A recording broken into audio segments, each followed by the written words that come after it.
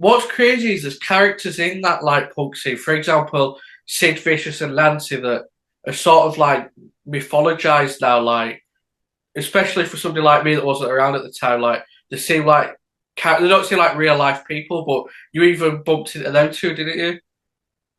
I did when when he played at Max's Kansas City, and he put together this band with I think Mick Jones was in it, and a couple of other one of the bands, the Idols, Steve Dior, a few other I forget who else was in the band, but oh, of course I wouldn't miss that for the world. But having said that, we already knew that Sid was in pretty poor shape, um, and so it was a mystery. How would he get through the show?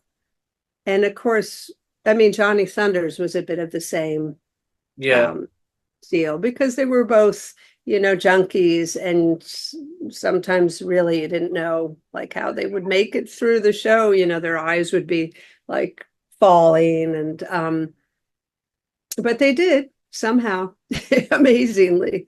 But that was a sold out show, and it was a big hype. And that was I went there and I somehow got in. I There were all these people crushing at the door. I mean, Max's wasn't that big a place.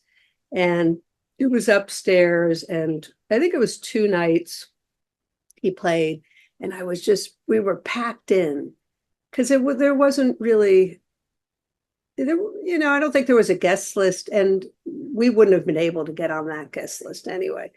So I just packed in, and I just kind of was like, "Hey, Sid, um, you know, love to see the show." And he was like, "Oh, she's all right." That's it was like that. And then Nancy came up to me, and she was like, "Here, let me buy you a drink." And I'd already heard about her. So I was like, "Oh my God, it's Nancy Spungen. Ay, ay, ay." And she had a bit of a reputation. She was a bit of a little bit rough around the edges.